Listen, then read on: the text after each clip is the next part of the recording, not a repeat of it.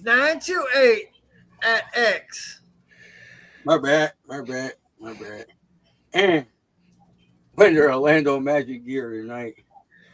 Breathe. Orlando Magic. Orlando Magic. Orlando Magic. Is that a new song? Or did you just make that shit up? Man, it's your boy, the New Breed 313 Sports, man. Y'all can find me at New Breed 313 Sports, also 313 The New Breed Real Talk, all platforms. You're like the man of all faces, man. You know how they have, like, in the old days, the guy that would wear the 4 hats? He would be like the judge, the executioner, the commissioner, and all that. You're like the guy who's the new age guy who wears all the different jerseys. I take that. Yeah. Orlando Magic. Orlando Magic. Steve came in. He on one tonight. All right. So let's get into it. So you have some shit to talk about. First off, let's start with. Let's recap the Cavs beat the Raptors 126 to 113. The Cavs lead the series right now 1-0. Nate, what did you see from this game?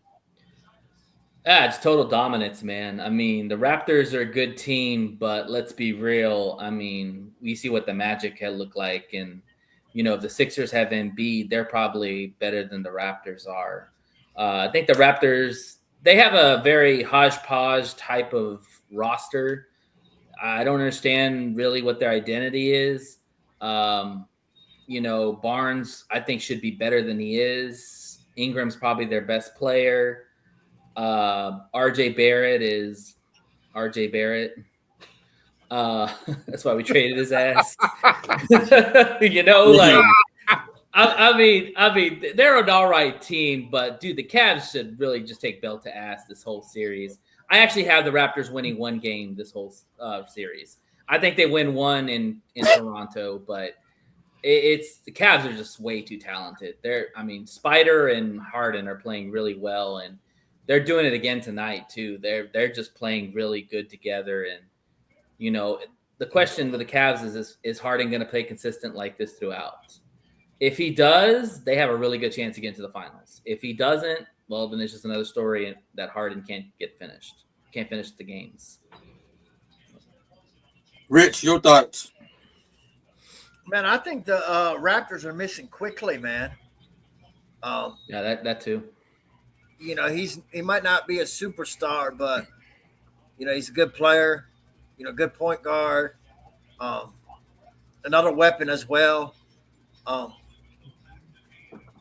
Man, you got to give it to Portal too, man. That dude's been a solid center in this league for the Raptors. Yeah. For a minute now, man. You know, he's one of those names that are not, you know, talked about all the time, but he's pretty solid. Yeah. But, you know, I just don't think – I agree with Nate. They just don't the Raptors just don't have, like – you know, they don't play Grady Dick, who's a shooter, which is – I don't understand. Pause. You know, and Barrett, Barnes, and Ingram, you know, even though they can shoot, that's not their game. Yeah. So it's like you got 3 guys that all pretty much all do the same thing. So, you know, there's just no, I don't know. There's like Nate said, there's just no identity, you know. If they were like mid-range jump shooters, you know, if they'd had DeRozan or something like that. But like all 3 of them, they got to, you know, live in the paint. It just don't work. Yeah, outside of Ingram, there's not really a consistent shooter on that team. No. Everybody else is pretty. That's what I'm saying. I don't understand why they don't play Grady Dick, because he is a shooter. Probably because it's defense. I mean, yeah. That's the only reason I would say why they don't play him is his defense, because he can shoot the ball. You're right. Steve, your thoughts? Get your head out of your ass.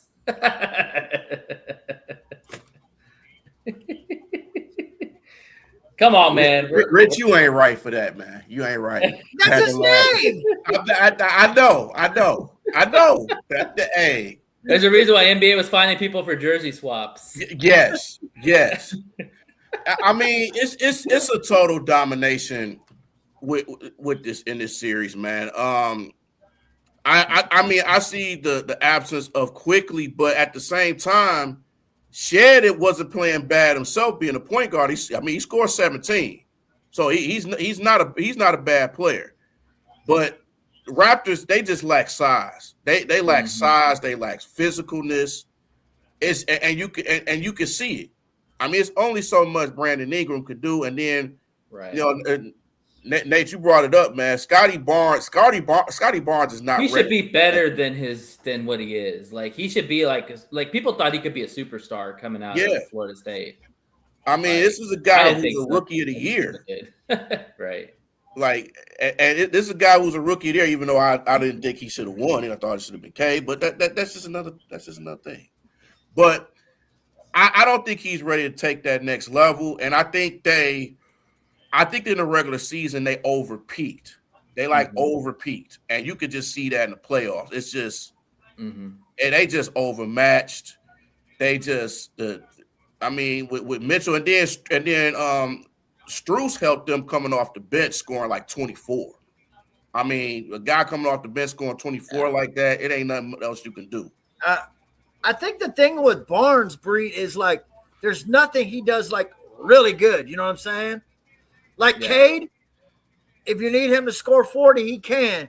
If you need him to be the facilitator, he can. If you need him to be a defender, he can. Barnes, he can score. He can rebound, but he's just not elite in one area, like you said. He's not consistent with it. He's a solid player. Right, exactly. He's a utility player. He can do a little bit of everything, but he does nothing like that you can just lean on. I guess that's my point. You know what I mean? Mm-hmm. Yeah. Like if you need a bucket, are you really going to Scotty Barnes? No, you going to Ingram. Probably Ingram. If you need at the end of the game 10, 15 seconds left, and you want someone to make a play, whether shoot or get someone else, are you going to him? No, you're going to Ingram, right? Yeah, you're going to Ingram. But I will say this: Scotty Barnes has a huge advantage because he's literally a 6'10" guy who can handle the ball, and can shoot the three if needed. He needs to take more of his mismatches as an advantage. Like we'll talk about Pablo Banchero, how he played against the Pistons. If you're a big guy that can move and shoot the ball at a high level, you've got to take advantage of who you have in front of you. I think Scotty. Oh, I'm sorry, Nate. Go ahead. My bad, buddy. No, I'm just saying. I just think Scotty Barnes doesn't do that all the time. He doesn't have that dog in him, and that's why I kind of, think he's a little passive. I just think he's a good player. I don't think he's a really good player, if that makes sense. Yeah, he's not as worth his draft. Yeah, he ain't took that next step of being good, but he ain't great. He ain't a superstar. Like he's an all-star, but that's about as good as he can get right now. It's just being an all-star. And I don't mean to go backwards, but can you imagine if they would have kept Fred VanVleet on this team? With the guys they had, you could put Scotty at the 4, the 5. You could still get a guy like Ingram. You've got RJ Barrett. Like you need a point guard. They're another team that doesn't really have a point guard, and you can see it because they struggle in the half court. And when you don't have point guards, you can't run half court offense. But you know what, Nate? I think if they would have kept VanVleet, they wouldn't have made that trade to get Ingram. No, it's possible. Yeah. I mean, it was a separate trade. A healthy Ingram is better than a healthy VanVleet, in my opinion. Yeah, but you need a point guard. They don't have a point guard to facilitate the offense, and that's the problem they have is that they want to use Scotty Barnes a point guard. He's not a point guard. He's a point forward, but not a point guard. And they got a lot of they have a lot of guys who play the same way. Mm-hmm. Even a lot of their guards play the same way. Yeah, but you can still win that way. Because I mean, the Bulls did it with Pippen. Any team LeBron's been on, they've done it right. Like, so you can play with a guy who's not your typical point guard, but then at the same time, the guy who plays that point guard, he better be a pretty damn good 3-point shooter, right? Yeah. I mean, he needs to handle the ball, but he needs to be a really good shooter. We don't need you to facilitate, but we need you to be a knockdown shooter, right? And One of those two. I don't see Shed. Shed is not that guy. Even Quickly's not. Is a knockdown. Shed's not a point guard either. No, you got guys that are being forced to play point guard. You need an actual point guard. Like people don't realize. Like you watch these playoffs, the teams that have the point guards are doing really well. The teams that don't have point guards are really struggling offensively. But at the same time, and we'll talk about it here in a couple minutes, there's a player who has involved his game that I've never seen coming.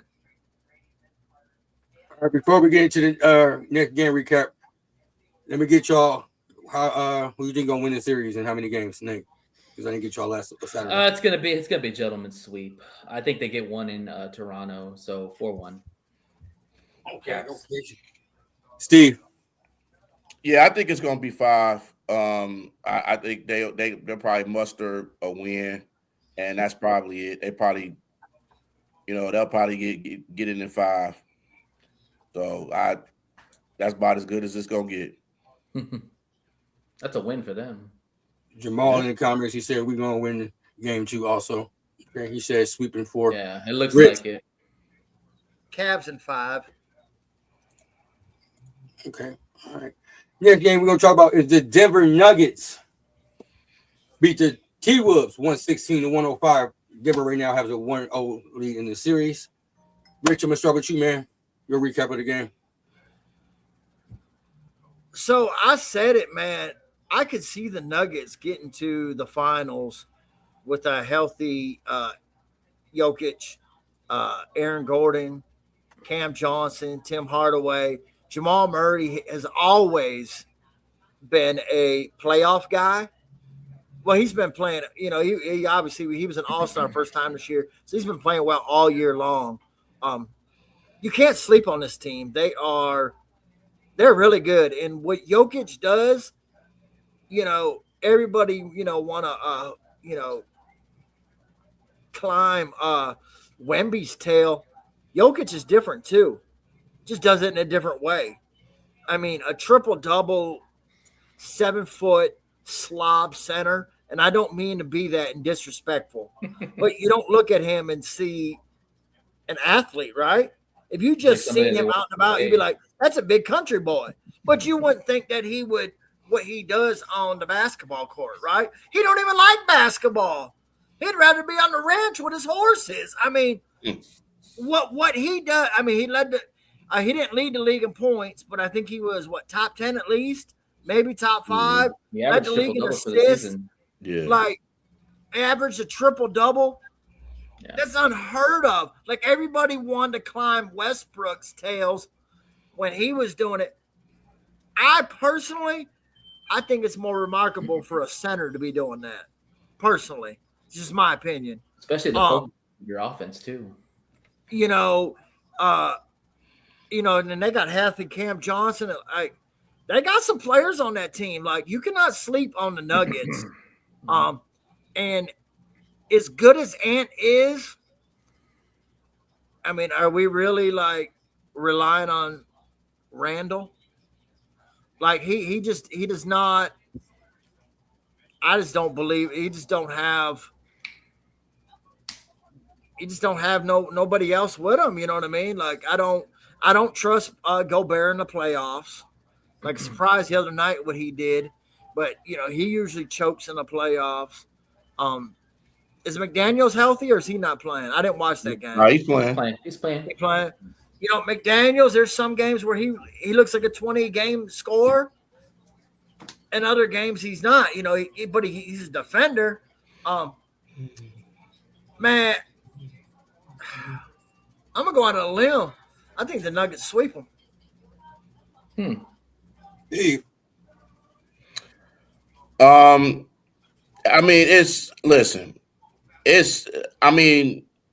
is impressive, man. I mean, you could argue that he's probably top 5 center all time. You can argue with that. The things that he does and the amount of attention that he has in a game is remarkable. And people be thinking he's slow and everything like that, but he just manages the game. Yeah. That's what he does. He play at his tempo. him and Cade are the same players. They're just different positions, right? They play at their tempo, slow. Luka that way too. Yep. Yeah. They play at their pace. But I think I'm so happy for Jamal Murray, man. I mean, from what he's gone through, the injuries, we didn't even think that he was even going to come back playing basketball and how severe his injury was. Mm-hmm. And for him to play now still at this high level, you wouldn't even know that he was injured. Right. But the way he's played some of the best basketball in his career. You know what I'm saying? And I think they somewhat do kind of miss Michael Porter Jr., though. You can see that throughout the season. But they've had a lot of injuries. Yeah. And this team just keep fighting. The thing with the Timberwolves, I mean, Ant gonna get his. I'm with y'all. I don't trust Julius Randle at all. I watch him come out and drop 30. Probably will. He probably is more him. It's not his game, man. But when your backup point guards is Ayo Dosunmu and Bones Highland, there's a problem. Hey, Ayo's been playing pretty well. Hey, that was a good trade. Point guard is a 40-year-old Mike Conley. Yeah. And it's just Mike Conley. Shout out that Buckeye, Mike Conley. Conley's been playing well too. I like Conley. Yeah, I like Conley too. But it's like you're asking a lot for somebody that age to do some things that he used to doing in the past, and he's just not that player anymore. Yeah. And you're not going to trust in Rudy Gobert because, he guards Jokic well at times. But he can't hit the free throws. Like he can't hit a free throw, and he can barely dunk the ball. So it's like it's embarrassing. Yeah. But I don't know, man. I feel like the Nuggets gonna win this. I'm not gonna say it's a sweep. I think it's probably gonna be at least 6. I wouldn't even be surprised if it's 7 games. I would not be surprised. Nate, your thoughts? Yeah, I have Denver in 6. I do think this series is gonna go for a little bit. The thing is that Denver's a good team. We all know that. You know, Denver when healthy. I mean, if Jokic doesn't get hurt, Denver's probably either a 2 or 3 seed because they were playing that good. They were right there with San Antonio at the 2 seed.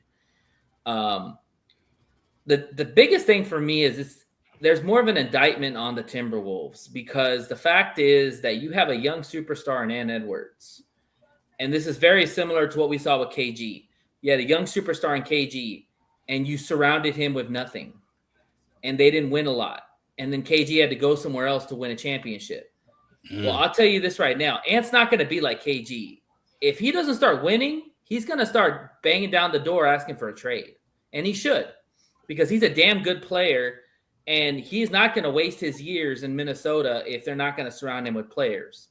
And I truly believe that Minnesota – they need to make a big move in the offseason, whether it's a Ja Morant, whether it's a Giannis Antetokounmpo. They need to surround him with some kind of superstar or some really star potential player. And if they don't, then Ant Edwards will be the next superstar to ask for a trade. I'm telling you right now. You heard it. You heard it right now. Someone I think they should go get Peyton Watson from Denver. Yeah, but that doesn't move the needle for me with Ant Edwards. I would go Ja Morant. I'm different because I'm looking at how many times have we seen guys that Harden was that way, right? When he was coming off the bench in OKC. Mm-hmm. And then all of a sudden he went on and he's a Hall of Famer. I'm not saying Watson's going to be a Hall of Famer. Mm-hmm. I don't want you all to lock me up and say that, I'm saying. I'm just saying I see him. Because now look at where he is at right now. Jokic, Murray, Hardaway, Gordon, Braun. Like, he's way down there, right? So if you now put him in Minnesota, because he averages, 14 in Denver? Well, yeah, I mean, he could be a player you could add to the roster. Just like Walker going to Atlanta, right? There's guys, you put them in the right situation, Breed, Yeah. Now they become Yeah. Rip Hamilton, Chauncey Billups, Ben Wallace, all guys that were bounced all around the league, and then went. And those are just examples, right? We can go on and on with guys that we can. I'm just saying it does happen where guys are in one situation and they're good, but they go to another situation and they're better to great, right? Yeah, I just think you need to team up and Edwards with a star, whether it's a John Moran or it's a Giannis Antetokounmpo, because he's a big time player, and you need a big time Robin to go along with him. John Moran, if John Moran's headstrong straight, John Moran and Edwards would be a sick combination. But who's saying Peyton Watson couldn't be that though? That's what I'm saying. See, but the problem with that is if you get in a Robin, is he gonna be all right not having the ball? And I think Ant wants to win, man. I think he wants to win. I don't think he cares so much about the freaking shots. He wants to win. He wants to be big time, you know. And the thing is that he's not gonna be able to do it by himself, bro. You look at the roster right now. I mean, he's gonna have to go up for 40 every night, and that's have a chance to even try to win the game. Yeah, they need to surround him with another big time player, and that's why I'm saying John Moran is somebody they need to watch out, because I think you can get John Moran for cheap. I don't consider John Morant being a damn Robin though. I don't. More like a Joker. I don't either. Okay, fine. Forget the Robin. You need to surround him with a better. You need to surround him with a better player. And if you can get John Moran on the cheap in the offseason, I think Memphis is going to just move off of that dude. They need to get Cat back.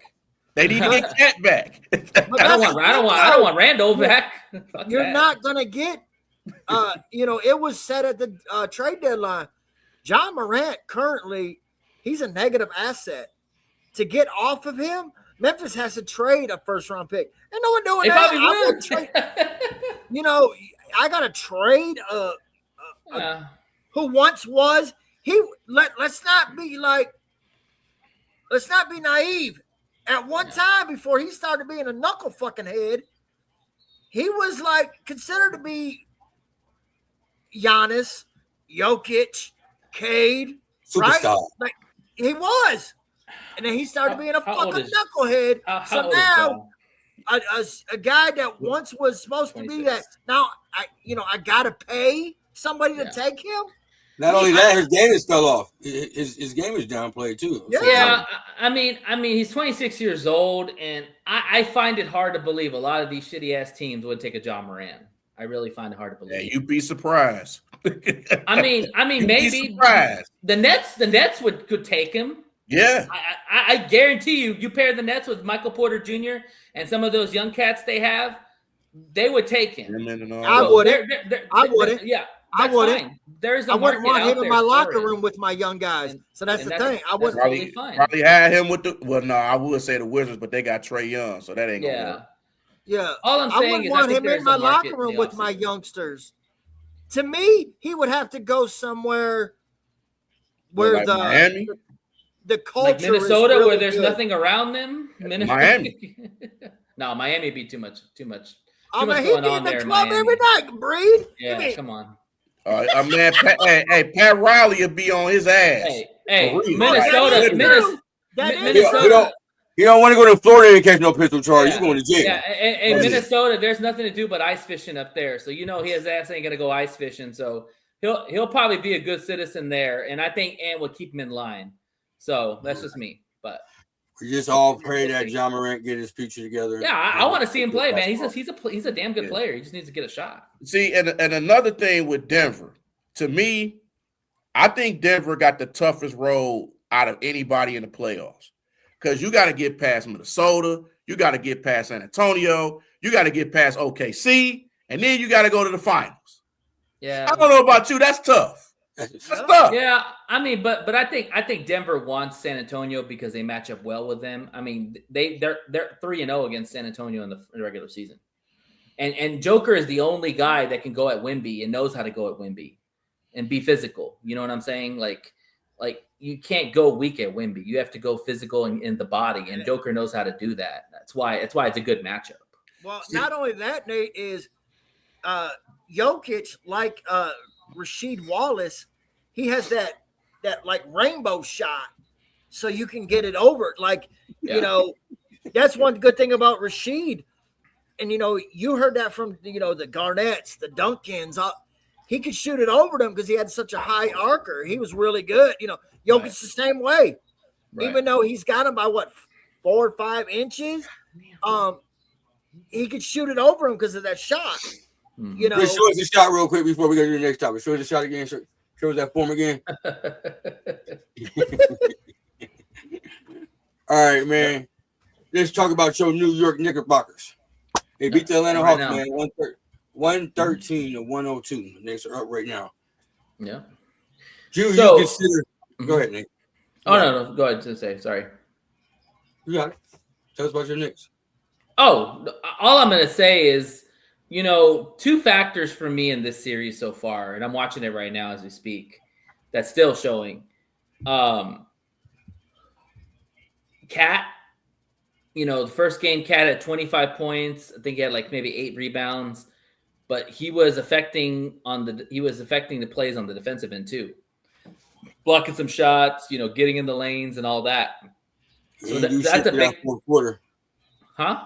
You really didn't do shit to that fourth quarter. Yeah, I mean, that's where you matter, right? If you don't do shit for 3 quarters, at least do something in the fourth quarter when it matters. Yeah, hey, I'm that way with you. I've always said that, Nate. I don't give a damn what you do at the beginning of the game. If you're there or at the beginning of I've always said it. I'm with you. Right, exactly. And the Hawks don't have somebody to match up with Cat. Like, Johnson is barely 6'8" himself. Like, Okwangu's, he's not really a defender. Cat should take him every time to the hole.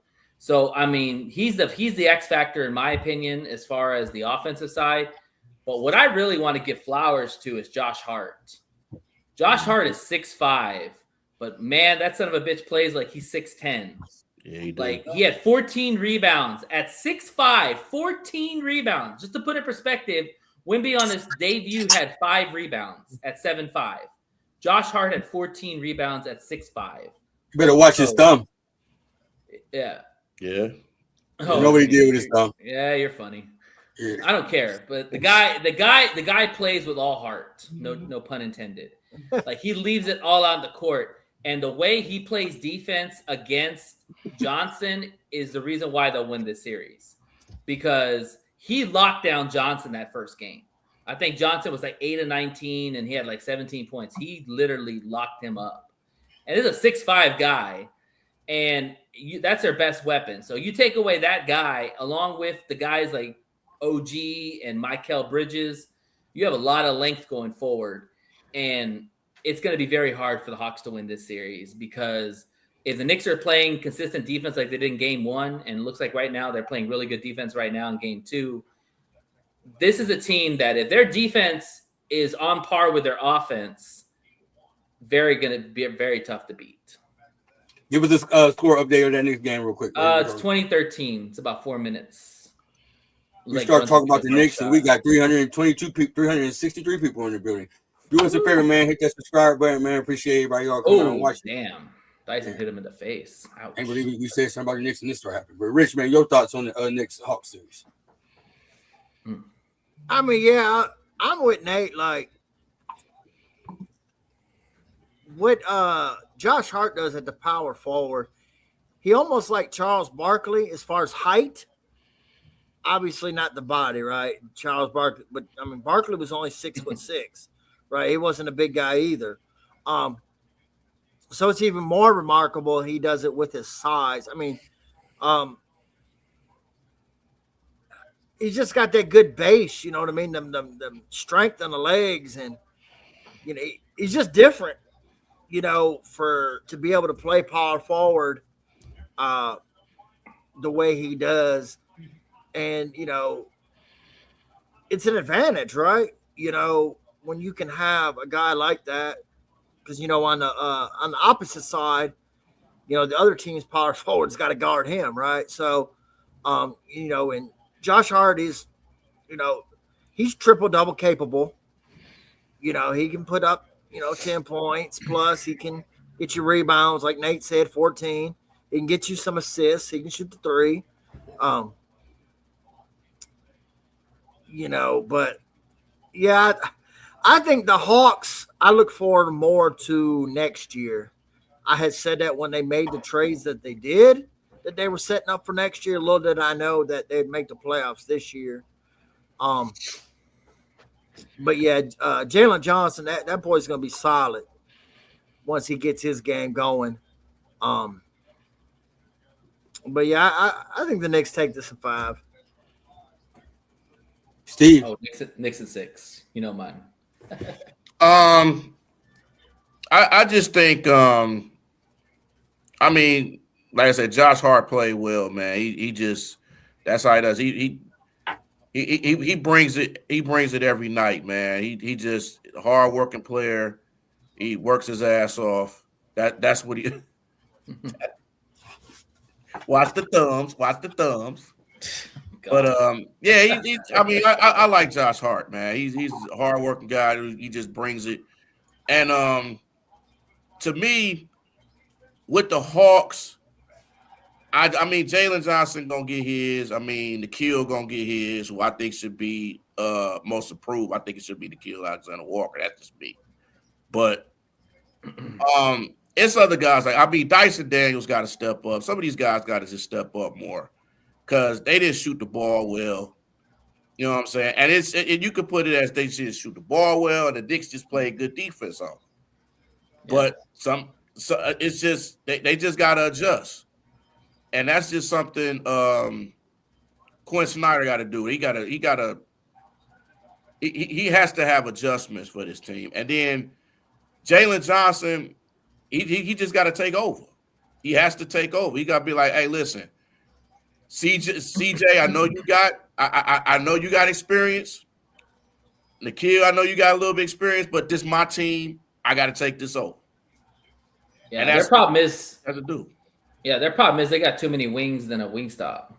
Yeah. You know, like they need to really get rid of some of those wings in the offseason and maybe substitute for some guards or, you know, a point guard or something. I like Dyson Daniels, but again, you don't have a point guard that can shoot. You don't have a point guard. Like point guards got to be able to do both. They got to be able to get you buckets and be able to facilitate. Dyson Daniels is a great defender, but he's not a point guard. He doesn't facilitate the offense at all. So another team that struggles, you know. But and the thing is too, are they gonna keep CJ McCollum or are they gonna let him? If they don't, the Knicks will sure as fuck take him. I love CJ McCollum, man. Give me CJ McCollum on the Knicks all day. I love that guy. I think they retain him. I think they do retain him because he do, like they said, they should because he's a bring solid that veteran leadership. Yeah. So I think they do retain him. So and he's good for a little bit. Yeah, and he's good for guys like a Dyson Daniels and a Jalen Johnson because he can give them a lot of knowledge. Like, hey, you do this, you do that, this, and it'd be good. And then I think even with next year, man, they got a guard. They got Keaton Wallace. Keaton Wallace is a nice guard too. He just hasn't played. He's been injured all year. So look, definitely they're definitely built for next year. But yeah, I think at first I was thinking, okay, Hawks may have this series, but now I'm like, nah, I think the Knicks gonna get it, man. Let me ask you this question because it was kind of brought up to me earlier. So you know, we talked about Ann Edwards and possibly maybe wanting a trade. Well, Ann Edwards, there's speculation out there that if he was to get traded, he'd want to go back home, where's Atlanta. If you could found out that Ann Edwards wanted to go back to Atlanta and play for the Hawks, like you're pretty much giving up the farm for him, right? Right. I wouldn't do Bring that. him home. I wouldn't do that because you're probably going to want Jalen Johnson, and I'm not giving up Jalen. Well, that makes no sense for Ann Edwards to go if Jalen Johnson's not going to go. Because the Hawk, it wouldn't make no sense for them to make that trade either because the Hawk is a young team that's on the rise right now. Right. But they have a lot of young assets they can throw. Why tear it down? But who else you going to throw in there, Nate? Who else you could throw Kwangu, you could throw in Kuminga. Hell, anybody they want. Risha Shade. I'm saying anybody but Jalen Johnson is tradable. Yeah, and picks. They got plenty of picks, and you know those picks will be they'll be wanted. The bad thing about that, and you're a Knicks fan, is when you do that, like when the Knicks traded for Carmelo, you gave up your whole fucking damn team there to get him. No, I get it. I get it. But they wasn't going to go nowhere anyway. But what I'm saying is, I'm making that trade if I get to keep Jalen Johnson. That's my point. Absolutely. And I build around everybody else. So, Steve, you got this series. Who you got winning this series? As much as I really want to root for Atlanta, I gotta go with the Knicks. Nah, I gotta go with the Knicks. No, if it goes 7, we got problems, man. They're whooping their ass right now, like literally up by 10 right now. So wait till they get back to Magic City, they'll be all right. and you know what though? That's why Anthony Edwards shouldn't go back to Atlanta, because all that stuff going on over there, he get in trouble. He gonna get in another case. I'm telling you, get another case. You know he's going back to court for that. Another baby mama. There you go. There's another topic for another day. We already talked about Get Magic City, another baby mama. All right, let's talk about. They said he was too old. They said he couldn't win a game because he's 42. They said he was gonna get his first sweep in his career, and it didn't happen. Didn't play. Katie didn't play. Stop it. It don't matter. You gotta play. You gotta play who they put on the court. Yeah, that's true. But not having KD matters. Hey, LeBron said, "I put it on front and 40-year-olds out there. Way to go, Bron. Way to go, baby. Go, James." And this segment right now is brought to you by AARP. Anyways, now Rich, we got our sponsor for today. Rich, gonna let you go first, man. How you feel about LeBron's performance and the Lakers getting the win to lead the series 1-0 over the Houston Rockets? So, I'm not even going to talk about LeBron. Player I want to talk about who's been coming up really big, especially since Don just went down. I said this earlier in the show, a player that I seen talk about doing stuff that I didn't see. Luke Kennard, man. Since when did he become a walking fucking triple-double? Like, let's be real. Probably never. This dude has really stepped up his game. We always known him as a shooter, right? But now he's scoring, he's shooting, he's rebounding, he's assisting. Like, talk about you want to get in the lineup. You want to be one of those guys that hit the floor. You got to do what you got to do to get for your team. Luke Kennard is come out of fucking nowhere. Like, call me crazy if you want to. This guy has really stepped his game up since Luka got hurt. Did not see it coming. Like, and even when he was a shooter kept him in his league, he was streaky. So I don't know. I've not seen this Luke Kennard. I don't know where the hell it came up. Like, he went to bed and woke up and said, 3-point shooting. So that's he said, "God, make me into a triple-double threat." Hey, Rich, what do you always say though? The playoffs make what? They make champions, man. Superstar. I was gonna say superstar. Superstar. I'll go that far. But yeah. Hey, Rich, he's stepping his game up to a superstar level right now, so you gotta. Well, that's the LeBron. That's a LeBron factor, man. LeBron makes a lot of players look really good because, like, look at James Posey. That has nothing to do with the rebounds. That has nothing to do with his decision making. Like, LeBron can't do, and I love LeBron. Okay, I'm team LeBron. Okay, LeBron's my age. My graduation year, I've watched LeBron. I'm all LeBron. Okay. Mm-hmm. I'm all LeBron over Jordan. I'll be the first one to say that. I'm always team LeBron. But like, he can only do so much. Oh yeah, I'm team LeBron. Always have been. Now I never take him over. I'm always team LeBron. For sure. Hey, bullshit. Bullshit. Bullshit. But this is why. Hey, I'm like Breed. Go LeBron, go. But this is bullshit. This is bullshit. Go ahead, Nate. This is why I say it's the LeBron factor, because I'm going to use this term that I've been hearing a lot of announcers using, gravity or whatever the fuck it is called. But LeBron's gravity is such a big factor in the game because he sucks so much of the defense inside. So what does that open? that opens shooters, right? And LeBron has always been successful with guys that can shoot. James Jones, Damian Jones, Mike Miller, all those dudes. All those dudes can freaking shoot the ball because of LeBron's how he collapses the inside of the interior of the defense.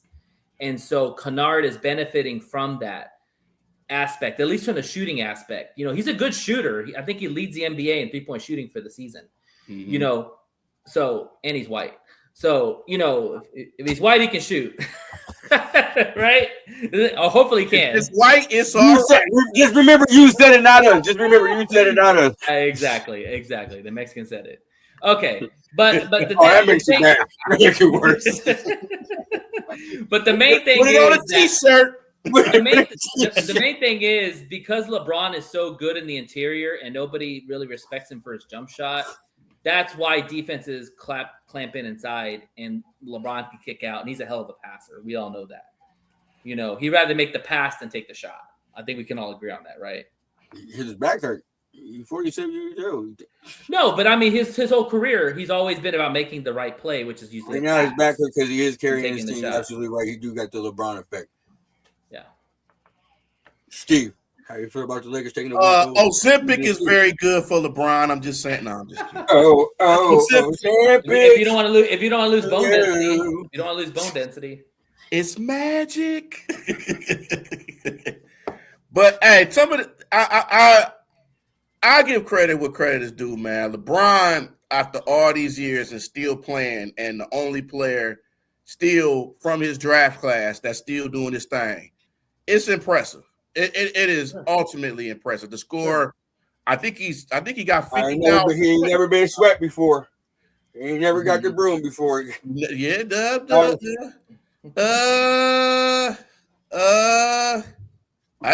he got swept before. Yeah, he did. The Spurs. He got swept in the first round. Oh, in the first round. Yeah, the Spurs swept him in the finals. We put a Band-Aid on that in the first round. Go ahead, my brother. But he's what he's still doing at his age it's impressive, man. It's very impressive. I know a lot of people do want to come down on LeBron, and rightfully so. Is what he has done and the whole decision thing and everything else, but you got to give him credit, man, for scoring that many points, from doing what he does over the years and still doing it at a high level. You got to respect it. I don't know about putting him over Jordan, but I mean, I hear you. But what he's done for this team and for Luke Kennard, but he's always found shooters. I just wish he would do that with Dalton Connect, but it's okay. It's okay. I can't even see the Bronny sees him more than Dalton Connect does. That just tells you how much they feel about Dalton Connect. Exactly. But let me say this, because that ain't right.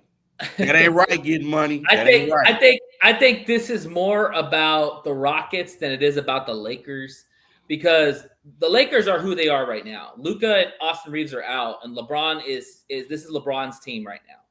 And he's doing it with a bunch of scrubs like he always does. So he's used to this situation. He's used to playing with scrubs. Go see the old Cleveland team when he had Deladova and Mo and Zunas Ilgauskas and Mo Williams and all that. Like, go see those. They had Z. Yeah, those are. So he's used to.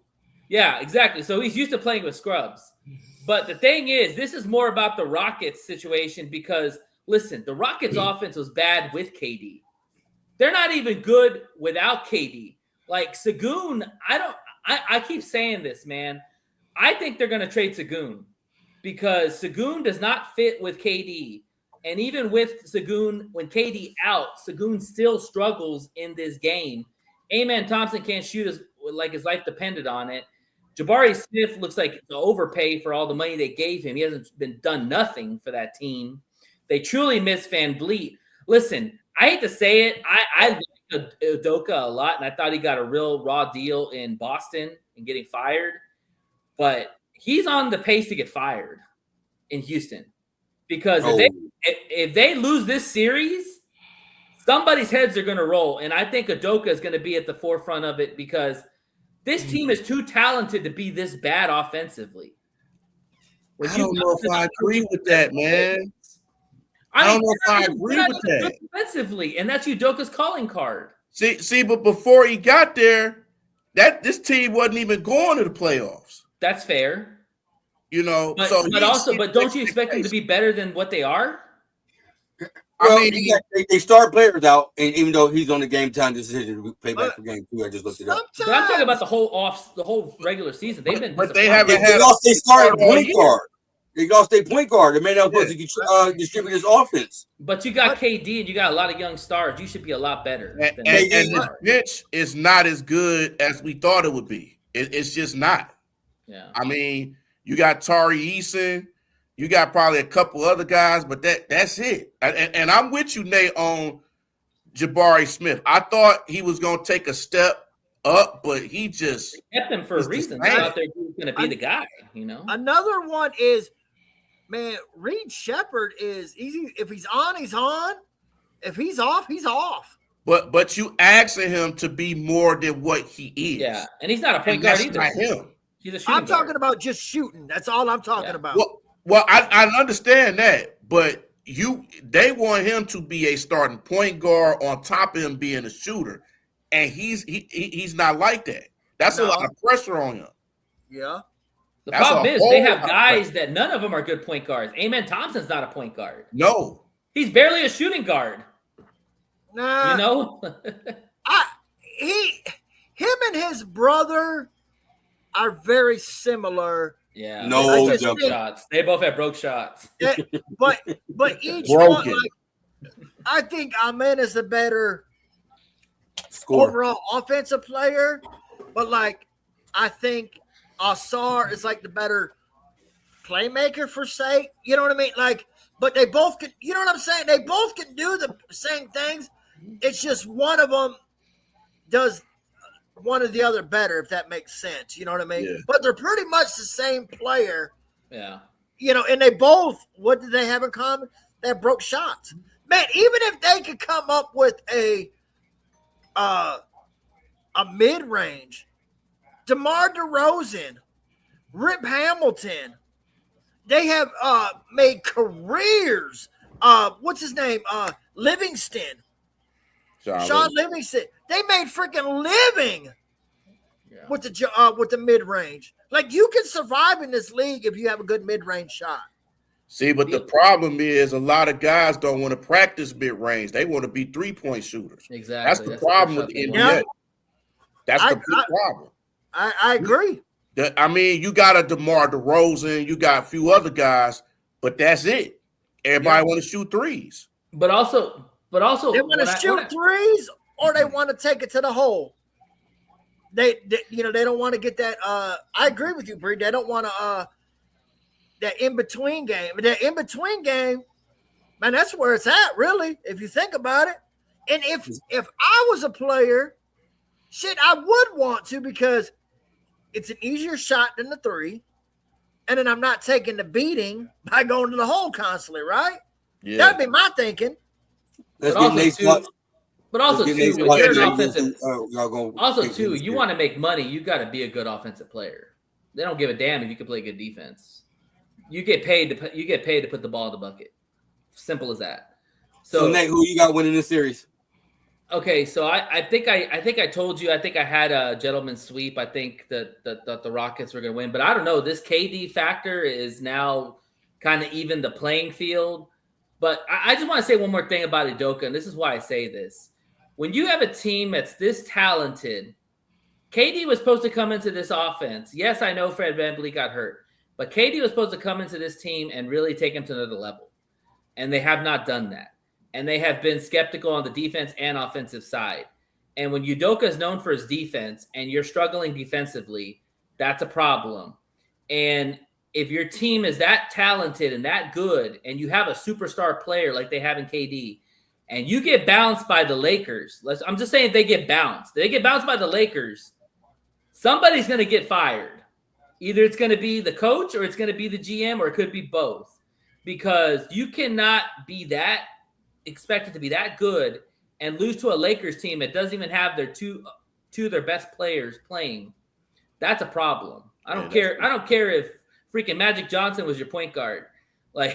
you lose to the Lakers with just LeBron and a bunch of scrubs.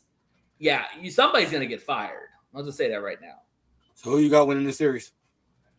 Oh man, that's a good question now. You know what? I don't know what KD's status is, so I'm gonna go Lakers. Lakers in 6. Rich, If KD's not healthy, Lakers in 6. Even with KD, Lakers in 6, man. LeBron, he's fucking GOAT James, man. And I'm always gonna rock with the ARP, baby. woo, the tables is Go turned. Lakers, Steve, what go do you got? Lakers, go Lakers, go Lakers, go. You can have a Laker, a Pacer, or a screensaver. Lakers at 5. Get the fuck out. Lakers at 5. Yeah, my prediction is based on KD not playing. If KD's playing, it's going to be Rockets in 5 because KD's a big part of what they do. Like Wow, how the tables is turned just after one game. It could be an OKC, a KFC, or a UFC. Lakers at 5. Oh, Lakers at 5. I hate Shannon Sharp, dude. I hate that guy so much. Next game we gonna recap is a team. Hey, Tatum look mighty fucking good.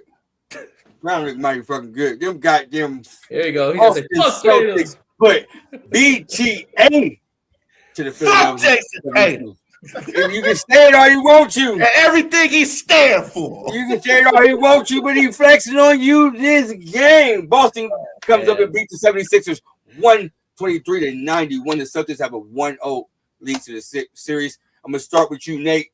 Do the 76ers have a chance? If Embiid's not walking through the door, hell no. This Celtics team is locked and loaded.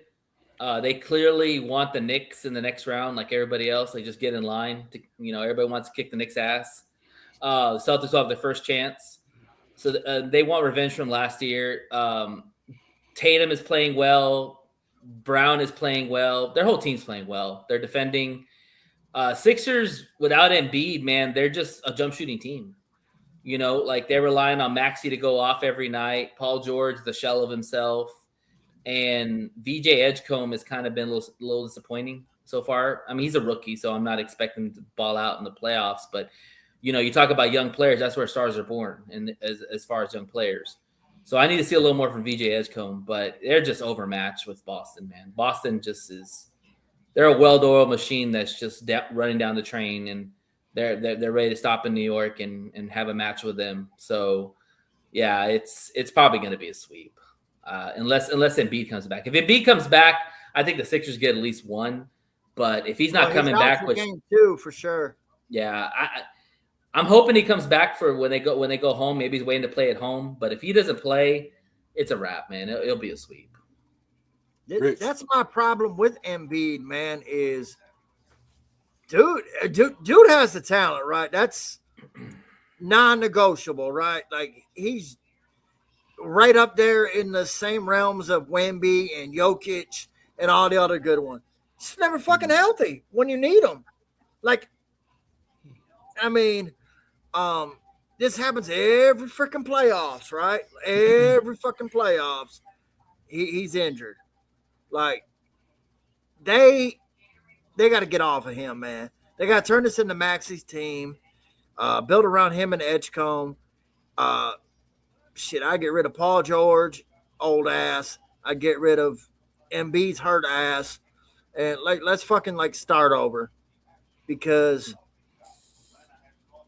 it's what you were saying, Nate, about Edwards in Minnesota, right? You're gonna end up wasting Maxey's talent, man, fucking around with the fucking senior citizens home, like Not everyone's LeBron, right? Not Zipic. So it's that's what I would do, man. This is a sweep. Bree. Fuck Jason Tatum. No, we know you don't like him. It's okay. Nah, but yeah, this looked like a sweep to me, man. See, this is what happens. This is what happens. See, Philly, and y'all wanted Boston. The fans said, "Hey, we want Boston." They was talking other shit. You're right. They were, man. Careful what you wish for. Be careful what you ask for. You gonna get it. Yeah. And this is what happens. Like, and did they really want Boston? Truly, stop the cap. Stop right now. Stop the cap. They didn't want Boston. Did the Lions want the Commanders? Hell no. No. We faced the fire. Yeah, and it just, and you could just see it's just overmatched when Nemus Quater is outworking your centers. That's a problem. Yeah, that's a problem. You're outworking Adam Boner and Andre Drummond. He could outwork Drummond. Bona's not bad, but yeah. No, I like Boner. I like Boner. Boner should be started. Drummond's bad. Him instead of Drummond, who's who's been in the league. They did start him over Drummond this previous game. They did. So they need to, man. The guy's too fat. Yeah. Well, hey, listen. I didn't say that. You said that. I did say that. He looks fat. Hey, listen. I was gonna leave that alone, but you brought it up. 2 shots of a Happy Meal. Yeah. Well. Yeah. But it's just overmatched. And then Edgecombe, this is first time being in the playoffs. It's overwhelming to him. But I'm with y'all, man. This is Baxie's team. They need to let go of Pandemic P and Embiid, and I hate to say, and I like Kelly Oubre. I do. They might have to think about giving him up too. Yeah.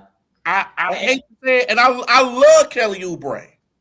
He's all right. Even when even when he made fake motorcycle accidents, it's okay. It's not like he signed your jersey. That's why you like him. No. I just like him. I just like his game. But he did sign a lot of stuff for me. But I'm just saying. I'll tell you what's concerning is more the fact is that Maxey doesn't make other players better. You know, and when you're a player that good, you need to make other players better because you can't just be out for your own. Because if you're out for your own, who the hell else is going to score? See, but the thing is with that, he's trying to make guys better. They just can't shoot. Yeah. They just can't shoot. I mean, he's most trying. Most of the time, he's taking the shot himself. Let's be honest.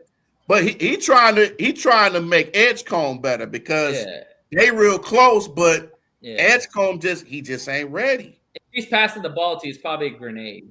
Yeah. So everybody around on the panel got him at this week. Yep. Yeah, pretty much. All right. Talk about another team that seemed like they just. Let's talk about the next team that seemed like they just overly matched against their opponent, and that's the OKC Thunder. They beat the Phoenix Suns 119-84. Do the Spurs have a chance? Reed, you first. The Spurs? You mean the Suns? I mean the Suns. My bad. Thank you, Rich. No, wrong team. They don't have a chance. This you is got an we don't even talk about this one. No. It's a. I ain't even gonna say it's a gentleman's sweep. I think it's still a gentleman's sweep because OKC gets lazy sometimes. They're so good that they'll take off a game and they'll play like shit. It happens. I just don't think that the Suns have it. I just really don't, Nate. I don't think so either. Well, I'll say this, man. Green looks like a damn good player. Like Green, if this is the Green going forward, that they got a good player. And the Rockets really fucked up trading Green because they gave up on Green way too easy, man. Green is a stud. But they got Durant for him, though. Yeah, remains to be seen who's going to be better on that one. No, you know what I'm saying? Though it's like no, I get it. But Green is very young. Durant's almost 37 years old. Yeah, little Michael Jackson is nice, but he got to stay off that S curl in his head. He got to stay that off. he got to let it. He got to stop letting that soul glow. hey, stay away from them 40-year-old women. Hey, listen. Oh my God. God. Rich, I wasn't gonna say that. You mentioned it. You're right. Nothing wrong with older women. Hey, all right. Let me say this about the Thunder. Are you like their new endorsement? Is Ozempic? Ozempic and ARP. That's what we're going for, Nate. Oh my God. Hey, give us our money for saying that, y'all. I'm just saying. Give him his flowers. But no, I'm gonna say this right now about the Thunder, bro. This team whole ain't nobody beating them. Okay, like listen. Let me just throw some points out to you about the Thunder, how good they are. First off, SGA didn't even play in the fourth quarter, and they won by 35. Okay. Second of all, the Thunder have the Clippers pick. They have 2 picks in the top 10 or in the lottery this year. They are literally going to try to take those top 2 picks and try to trade up and get into the top. They have a 7% chance of getting a top 5 pick. They have a 1% chance of getting the number 1 pick. If any of those things happen to this team that's already loaded, I mean, damn. Like, that's just nuts. All right. And the thing for me is that as good as Oklahoma City is, they won 68 games their first last year, 68-14. This year they're 64-18. And they did it basically with Chet being out a lot and J-Dub being out a lot and SGA holding down the fort. And literally, it looks like they haven't missed a damn beat. And not only is this team good offensively, bro, if you watch that game against the Suns, that team locked them down like they do on Sunday Night Football. Like literally, just they could not do anything because the defense was so tight they had no way to breathe. And when that team is on that level, yeah, good luck beating that team 4 times in a row. I'm just going to say that. All right. Suns ain't got no chance. She on Cancun. All right, next game we're going to talk about. Sun will rise again sometime. The recap of the Spurs beating the Blazers. 111-98. Does the Blazers have a chance, Nate, in your eyes? A chance of what? Like at least winning a game? Or you winning the series? Call it. I mean, I think they can win a game. Listen, the Blazers, this a series. Can the Blazers make this a series? That's what should be the question. Probably. Okay, I'll throw this caveat out there. The only way the Blazers can make this a series, because if you watch the game, for the most part, the game was pretty close. Like the Blazers were within 10 points almost the whole game. I think the Spurs went on a mini run that kind of opened it up more at the end of the game. The Blazers need to hit a shot. Let's just be real. They had so many wide open threes. And guys like Drew Holiday, who's been known to hit threes, I don't know where his shot went. He had a bad day. Oh, he's had a lot of bad days. That's why he's not in Boston anymore. But the thing is, like, he won a championship and re-signed somewhere else. Don't make it seem like I get it. But I mean, they can't make shots. And here's the thing: this is a shot league. You got to be able to make shots, especially when they're wide open. If Portland can find a way to make some shots, they have a chance to keep this competitive. Because Scoot Henderson looks good. I like Scoot, man. He's got a good mid-range jumper. He's got a nice stroke from the 3. I mean, he's got to stay consistent. Sharp looks pretty good. But outside of that, bro, they don't have any shooters, man. And the reason why San Antonio is better, majority better in this series is because of their shooters. Vassell, Champagny, those guys can ace the basket. Like they can shoot. Like Vassell went on a mini run himself, like with 10 points in a row or something like that. So I mean, like, and of course they have Wemby, but I'm just saying, like, if Portland can shoot the ball consistently or make more shots, they can make this a series. If they can't, it'll probably be a gentleman's sweep. Bree. I mean, this game was a lot closer than what people thought. I like Portland. I think I don't think Portland is going to win this series. I think Spurs is going to win the series. I think Portland is going to make them work hard for it because they're not a team that's going to quit. Right. I do like the players like Denny Adia is just, man, that dude is Forgot to mention that guy. Yeah, he played well. Mm-hmm. I mean, man, who would have thought that he would have been playing like this? Like, hey, that's the way he played over in Europe. We just hadn't seen it until he came to. Yeah, he played on the Wizards, man. That's why you didn't see it. In the league, that's what he was known for, but we didn't see it. Yeah, and when he was drafted, people were comparing him to Luka. Now you can kind of see that. He's fearless, man. I like his attitude. He's fearless. I love the fact that and they were saying that last night. Sorry, I'm not trying to cut you off, Bree. Is that downhill mentality? Yeah, downhill Denny. That's what they call him. Yeah. Right. Yeah, I'm a big fan of his too, Breed. I'm a big fan of his. For sure. But I think this team has talent. I don't think they're ready yet.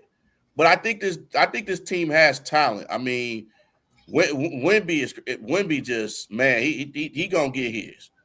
But they still got Klingon, they got Robert Williams, they got Jeremy Grant, they got Scoot, they got Holiday, they got Shaden Sharp.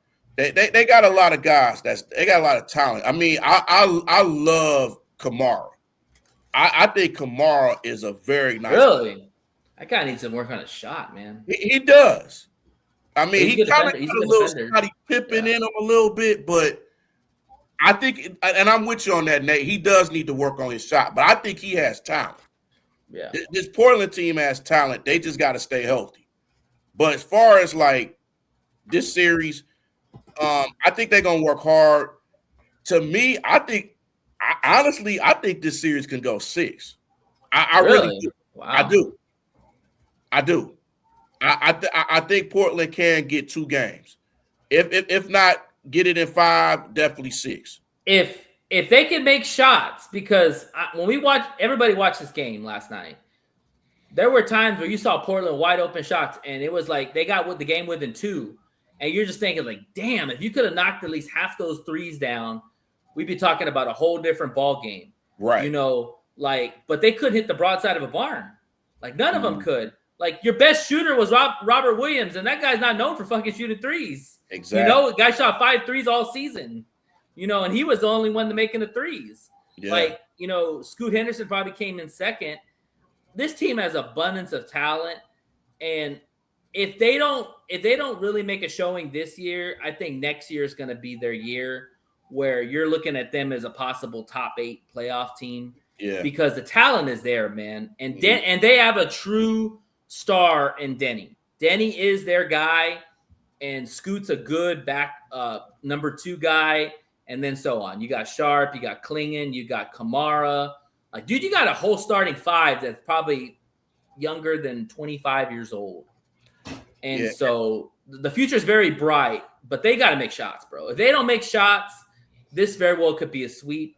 But I do think that when they go back to Portland, they'll feed off the crowd and the shots will start falling because it always falls whenever you go back home. Rich, same question, man. Can the Blazers make this a series? I think it goes 6. I tell you what, I liked what I seen from Castle last night, man. Like he come out aggressive offensively. That kid's potential, it's not all the way uncorked yet. I think that kid's gonna be a star in this league. I really do. He really can play. And I believe he gets overshadowed by Fox, Harper being a high pick, Wemby, obviously. I love that kid's game, man. I really do. And he's got size too, right? He's what 6'7". 6'5". He's 6'5". I thought he was 6'7". 6'7". Castle 6'5". 6'5". Well, my bad. I thought he was 6'7". I'm sorry. He looks taller, but he's like 6'5". He doesn't. Okay. He does have that long reach though. Yeah, he's got a good wingspan. Yeah. I love that kid's game, man. I really do. He can play off the ball. You know, he can play point guard. He can play small forward if you need to. Facilitate, get his own shot, rebound, defense. I love that kid's game. I think it's a shame that Tiago Splitter was not considered for Coach of the Year. Yes. I agree. Yeah. Yes. Absolutely. I think him and Mazzulla have the biggest argument. I think it's JB, but like I said the other day in the chat, Nate, I would not be mad if Tiago Splitter won it. Obviously, that's not a choice now, but like Tiago, what he's done, and the team as a whole, right? They need credit just as much as the coach. Well, that's why I say Mazzulla and Tiago deserve it, because the fact is nobody saw Portland in the playoffs. Nobody saw Boston at the number 2 seed. You know, people saw Detroit as one of the top seeds in the East. Like I'm pretty darn sure. Like, especially after they almost beat the Knicks last year, and their roster is pretty solid. But those other 2 teams, nobody saw a hell of a chance of them being as good as they are. They outplayed their record this year. That's why they should be the number 1 and 2 options for Coach of the Year. You know, I do like JB. I think he deserving too, but over those 2 guys.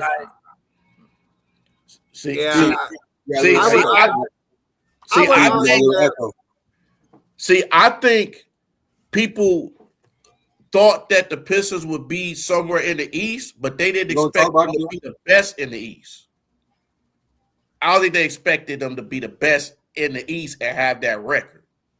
Yeah, because I would argue that even without Tatum, they still have more talent, especially offensively, than the Pistons do. But would you have projected them higher than the Celtics higher than the Pistons before the season started? Yes. Without Tatum? Yes. Without Tatum? Derek White, Peyton Pritchard. They lost Brown starters. Steve, we get an echo from you, Steve. Okay. Yeah. They lost 5 of their starters, and they lost their best player in some people's minds. I thought Detroit, coming off the Knicks series, was projected in the top 3 at best. Nobody saw the Celtics at 2 with the injury with Tatum and losing 5 of their core players. I want to see that projection. Okay. Well, since y'all want to jump the gun and talk about them, let's talk about them. The Orlando Magic came to Detroit and beat the Pistons 112-101. Pistons was the only high seed team to lose their first game.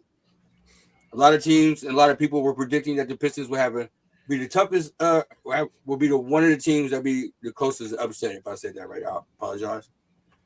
But is it time to panic in Detroit?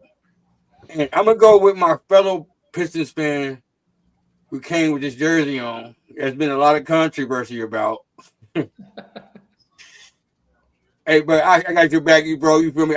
I knew it was a skit, but how you feeling about this series, man? Is it time to panic in Detroit? Because a lot of people are losing their marbles about what's going on in this thing.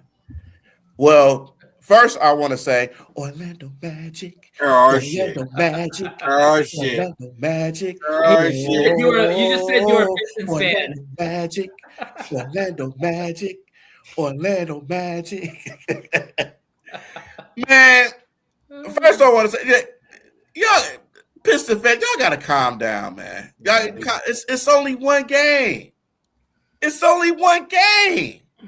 It's okay. Tell them again. It's only one game. Calm down. Yeah, but it's how the game looked, is what they're I understand. And I know people want to say, oh, they ain't played in a week. It was the same with Boston. It was the same with the Spurs. It was the same with the Thunder. They ain't played in a week either. Right, exactly. So you can't really say that. But they just didn't have a game plan. The game plan just wasn't there. And Orlando they got better bigs than the Pistons. They used their bigs. They suffocated Cade. That's what they suffocated them. They made them work. Both ends of the floor. He had 40. He had 40, I think. Right? Yeah, but it was a hard 40. Yeah, it was a hard 40. That was not an easy 40. No. What is an easy 40? I want to know what that is. But when you're 40, 15 to 20, 15 to 21, multiple. Yeah. He had to work for every bit of that. I'm sorry, Breed. I'm just school. But when your second best player is Tobias Harris, that's a problem. Amen. You're shooting 5 for 15 and 1 for 7 in threes. He had to. Get off. That's not his game. Come on, man. That's not his game. And then you only give Durham 4 shots the whole game. Unacceptable. Yeah. You got to do a pick and roll with Durham, man. You have to. No, that was their problem during. That was their problem, Breed. They tried doing that lob shit, and Wendell Carter. See, that's the thing about Wendell Carter. He is not a Wemby or a Gobert, as far as shot blocking, but he is very good defender down low. He is. So he wasn't having that shit. No. But just like they gave that one where he had it, where they gave Duran the elbow, gave it to him on the elbow. So if you're looking at the screen, it was on the right elbow, and Duran had a little one-on-one ISO, and he got the back. You got to give him more chances in the post if them lobs are not going to work. You know what I'm saying? You got to do, because he has improved this year that he has a little bit of post game. Yeah. I've been arguing with Pistons fans. I fucking gave up because, they talk about he wasn't on the defense. Even Ben Wallace, who was not an offensive guy, they used to give him some looks just to get him in the game. Even if it's a defensive guy, Gobert, whatever, you got to get him some looks to get. They've been relying on him this whole time. Cade been out, so why all of a sudden they can't say he ain't an offensive player? But go ahead, Rich. I didn't mean to cut you off. That's what I'm saying. That's not on him. That's on coaching, and that's on Cade to get him the ball. Why is it on Cade? Cade is your point guard. Hey, Rich, but this the thing, man. If you a big man and you want the ball, you got to demand the ball. You got to be like, hey, give me the damn ball. I got a mismatch. Barbecue chicken all night. Give it to me. Like Shaq, you go ask for the ball. I know you're going to drop 80, but give me the ball. But Shaq, you tell Kobe that shit all the time. Give me the ball, Rich. I need the ball. Shut up and give me the ball. The other problem, though, was Tobias Harris, and this is why he's either got to go to a bench role or he's got to be gone. I want Lendenborg. I think Lendenborg. Of course you do. We know you do. We know you do. I think Lendenborg. He ain't gonna fall that far, man. They got to straight up to be a Michigan Wolverine. I think Lendenborg. I think Lendenborg fits the Pistons like a glove. Tobias is too small, man. Going against Banchero, it's an issue when we did not have success against Banchero until we put Cade on him. People want to talk shit about Cade. He's 6'6", but that dude's got a pretty good base. He was holding his own in the post. But that was a thing too, right? So then you took Cade off of him, who Cade was guarding Franz, and then Franz started going off. Yep. So but that just comes back to the point of how deep that team fucking where. So you're expecting Cade, and I know it's been done, guys. So before you shoot me dead, You know, yeah, I know Kobe and Jordan. I'm hunting rabbits. So you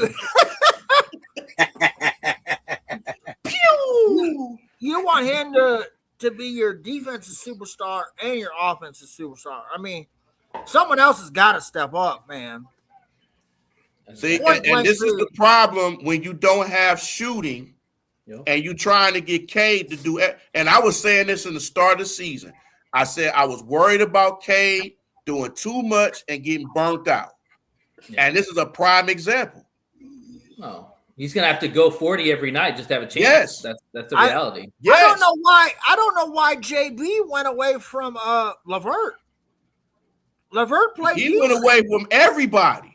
Yeah. I mean, this is the thing that got me. Why in the world did you not put Paul Reed in the game at all? You didn't put him in at all. I tell you what, going forward, especially in this series breed, you're going to have to play Duran and Stu together. Stu's going to have to guard Tobias. I mean, not Tobias, Banchero. Nah, he's not going to get killed.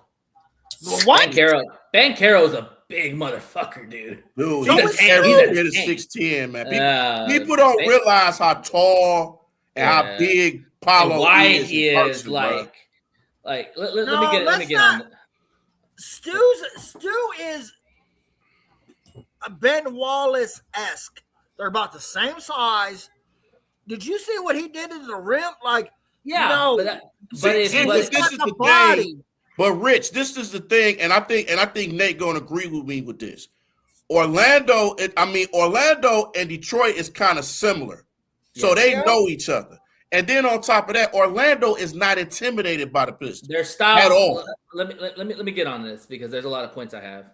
So their styles are very similar. They're both very physical teams. Mm-hmm. They both protect the paint, and they both are very inept when it comes to outside shooting. They're that's the similarities to the team, and they play, and they all both play really good defense. The problem is with the Pistons in this matchup is, despite what you're saying, Rich, maybe Stu at the rim is good, but you put Stu on Banchero in the post or put him on one-on-one, Banchero's going to eat him for dinner. No, because did you see that dream shake that he had on whoever he was? That skill. Yeah, he was killing Tobias. Tobias got killed by Cat last year everybody killing Tobias. Tobias is a liability against big, power forward, and I mean big by weight wise. If you got weight, he's gonna kill you, bro. But here's another reason why you don't want Stu on Banchero, because Stu is your last line of defense. And Banchero, if you're going up against Banchero, that means you're leaving the rim wide open for backdoor plays. Exactly. Like they killed them with Franz, or they killed them with Kane. The thing is that, listen, it's a bad matchup for the Pistons because the reality is, and I said this or I wanted to say this when we did the preview. You've got Franz, Bane, and Banchero just by themselves that could easily give you 20 points a pop. And then Wendell Carter can get you about maybe 10 to 15 on a good night. And Suggs, one of my favorite players that's finally healthy, is even another big factor in the starting lineup. So my question is, where there you go. Where is all the scoring going to come from the Pistons? Because you can only play good defense for so long. But offensive teams will figure you out, and that's what they did. They backdoored the hell out of the Pistons, and they shot their threes. I will say this, and this is the disagreement that I've had with Pistons fans. Mm-hmm. Yes, the Pistons played like shit last night, wholeheartedly. Magic are not a number 8 seed. Nope. Yeah. They were a team, when they got Bane especially, I thought they would be up towards the top echelon. They're a top 5 or top 3 talented team. Yes. Like, they're not your typical 8 seed. Right. They're not. Mhm. I've been hearing the best 8 seed fellas, ever. Fellas, can we agree they are better than the Sixers? Hell yeah. And a way better. They're better than they killed the Sixers. they're better than the Hawks, right? No. That'd be a good matchup. Go there. I don't think they're better than the Hawks. By a little bit, yes, because of talent wise. Suggs, a healthy Suggs, yes, that puts them over the top. You get what I'm saying, though, right? Like this is not your 8 seed where they're just garbage. You know what I'm saying? Like Franz took over the fourth quarter last night. Banchero played like a number 1 pick. Bain shot like shit, and they still won by 10 points. Yes, and that's the scary part, Nate. I agree. They don't have off nights. The thing that impressed me most about Banchero, it wasn't even his scoring; it was his passing. He's good, man. That's why he was number 1 pick. He's that good. Them passes, they were not just side to side. You know what I mean? They were from one side of the 3 to the other side, from the elbow to the other corners. You know what I'm saying? Like he was on it, man. The only way I see the Pistons winning this series is they're gonna have to muck it up. They're gonna have to really get physical, maybe a borderline little dirty, and because if you watch that game, a lot of their points came off turnovers. Orlando gave them a lot of easy outs to run the basket and get easy baskets. And the thing is that Detroit struggles in the half court. They want to run. So if they can force turnovers and get out and run and get easy baskets, that helps out their offense. But if Orlando doesn't give them those opportunities, you're going to have to win in the half court. And I'm sorry, man, they're not that good on the half court. No. They're one-on-one with Cade and rebound the ball and hope to get the ball back. So they got to hit their shots. Cade has got to do better at getting his team involved. And also, Duran has got to get involved one way or the other. Yeah. For them to win this series, like point blank. And because Cade was playing, it was too much ISO ball last night. Some of it I blame on him. Yeah. Some of it was out of necessity because the guys weren't hitting open shots. Like Mike Unk, he was fucking balling. No, the fuck he was not. He was getting his ass ate on fucking defense. He couldn't hit open shots. You took 12 more shots than Tobias Harris did. Who? He had 15, Cade. No, I'm saying, but he said Bandit was arguing with me last night saying that Unk played his ass off. No, the fuck he didn't. He played like ass. Yeah. Don't bring up our private chats on live screens. I'll just say this. When your best player has 39 points and your next best player has 9 points and he's not even a scorer in Duncan Robinson, that's a problem. And I'm going to say this about Jaden Duran, and it's going to piss off Pistons fans, but I'm going to say it anyways. Buyer beware paying this guy a boatload of money, because if they don't advance in this series, it's going to be because of him. Because Cade's going to get his. We all know this. Cade is that damn good. He's going to get his points. He might take about 30 shots to get him, but he's going to get his. If Duran can't really get going, you got to ask yourself a real serious question. Are you going to pay a guy who literally is mostly known as a guy who dunks and gets putbacks and occasionally hits a jump shot a boatload of money or a max deal? Like, you got to really ask yourself that question, because you're tying a lot of money up to a guy who's very limited offensively. And I'm going to tell you something too. With Orlando's goal is to close the paint up.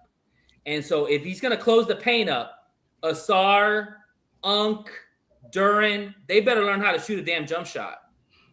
Because so who you got winning this series? Holland too. They ain't going to get no freebies in the middle. I'm going to say the Pistons in 7. After last night, Pistons in 7. Steve. See, and I'm going to bring up something Nate mentioned too. Like, you got to almost everybody on Orlando starting lineup almost scored 20 points each. That's unacceptable. That's unacceptable. You can't do that. Like it was their starters, and yeah, the Pistons got to shoot the ball better. But JB rotations got to be better too, man. It has to be. But let's be honest. When you watch this Pistons team, are you really impressed by the roster makeup? I mean, No. Can you blame JB for not really trusting any other players out there? Yeah, but you got to put Paul Reed in there, and sometimes he ain't played at all. I mean, with a team that got size, you got to have him in there at least. But But he's your rim protector. So what do you do with No, Stu? you put him up, put him in there. You could put him on Banchero. I'm telling you, Banchero versus Harris is a fucking mismatch all day. And it was anybody Harris guard is a mismatch. Anytime you got to put your point guard on him to shut him down, that's a problem. Steve, and I love Cade. And Cade's a star, okay? He's a superstar. Why not put Cade on Banchero? They did, and that's when it shut down. Am I reading this wrong, Breed? No, you're not. But then at the same time, if you got Cade guarding Banchero, then he has to go to offensive end where you got Suggs guarding him. You got and then you got Stu having to guard like Franz, who can't. That's a mismatch because Franz is faster than Stu. Yeah. See, that was the problem last night in the fourth quarter. It's just a bad matchup, man. It really is. At the end of the third is when they decided to put Cade on Banchero, and they shut that water off. But then guess what? Then you got a mismatch against Franz because that's who Cade was guarding. So Cade can't guard both guys at once. He's not that fucking good. And that's when Franz took over the fourth quarter. Am I right, Breed? Nah, you're right. You're right. And then if those guys aren't going, then you got guys like Suggs and Bane. Bane was off. So, Bane looked like trying to be like Steph Curry out there last night watching that game. Made me like, dude, what the hell are you taking these bad shots? Yeah, but Suggs played huge. But dude, the Magic, because my answer would be, all right, we'll put Asar on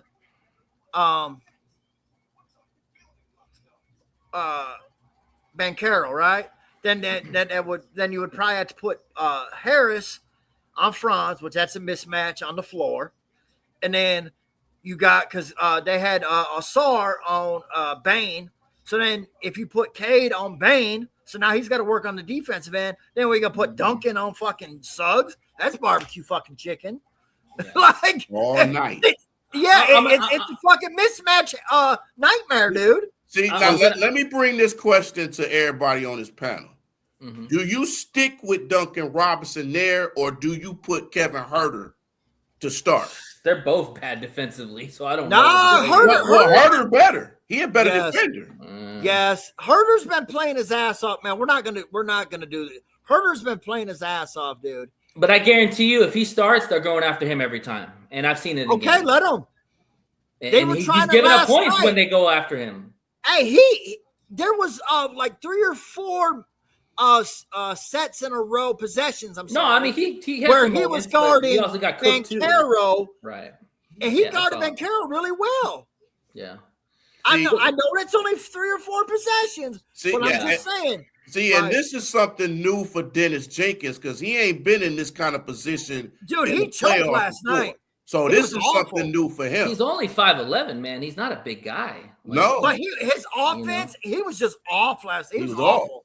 Listen, I'm gonna be very nice when I say this about their roster. I mean, Cade's good, Duran's good, Unk is, like outside of that, you look at their bench. Their best bench player is probably Jenkins, who was a 2-way player. Like, dude, you guys need more talent on this roster. We've been saying that all year. Yeah. Like, like majority of the Pistons fan base wanted Michael Porter Jr. Yeah, but I mean, you need more than just Michael Porter Jr. You need a bench too. You need other guys because you look at Orlando, you look at the Cavs, you look at Boston, you look at New York. Hell, you look at the Hawks, you look at the Hornets. all these teams have a lot of talent offensively. Like Detroit's got to get together and get in that picture because all they're going to be able to win is on defense, and you can only go so far on defense and win games. You know, like so you Steve, have to be able to score the ball in the bucket. Steve, with that said, who you got winners this series, my brother?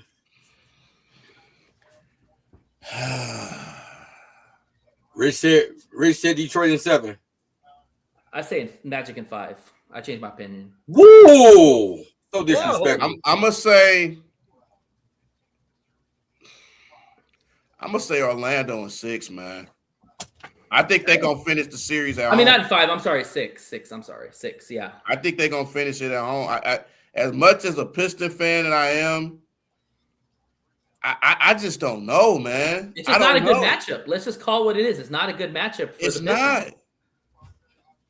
It's not. He's 5. Oh, he looks short. Well, and we apologize. Yeah. We sorry. Thank you, Stat Guru. We put our hands up. We sorry. But again, it's not a good matchup because if you look at Orlando and you look at Detroit, they have the same style. So where's the advantage for Detroit? Oh, we're gonna play physical. Well, so does Orlando. Oh, we're gonna shut down the paint. Well, so does Orlando. You know, neither team shoots a 3 at a high clip. But I tell you what, if you need a bucket, I'm going with Bane. I'm going with Franz Wagner. I'm going with Banchero. Hell, I'll even throw Suggs in there.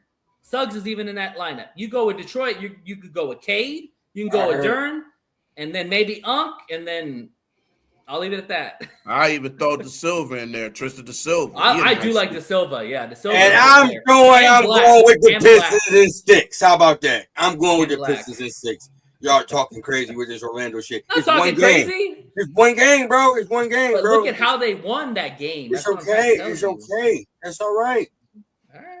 All right. It could be a Piston. All I know is they better win this next fucking game or it's over. It's gonna be a sweep. Hey, listen, it could be a Piston, it could be an Ascension, or it could be an Intervention. Magic in 6. Okay. Magic in 6. You subscribe to the Shannon Sharp book. We will see. Pistons and Magic play Wednesday. We will see.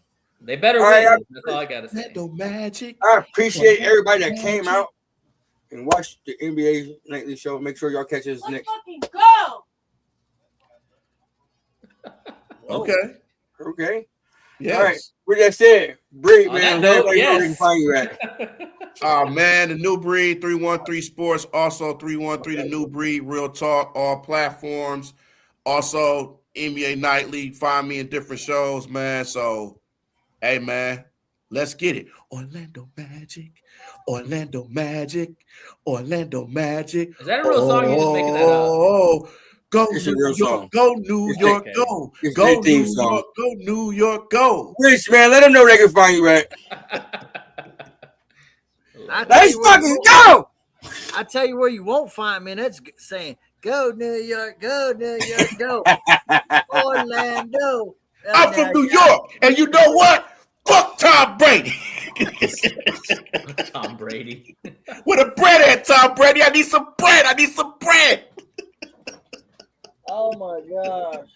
Don't subscribe to that avocado diet. But yeah, you can.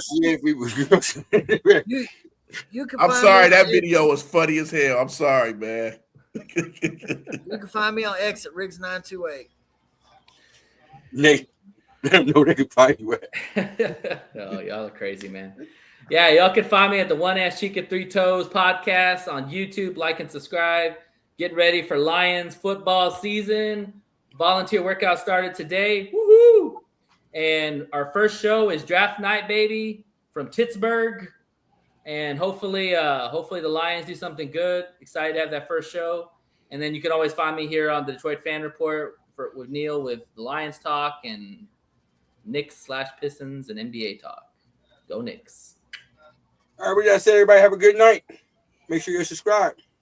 Detroit Fan Report. This has been the NBA Nightly Show. You feel me? And we out. Peace.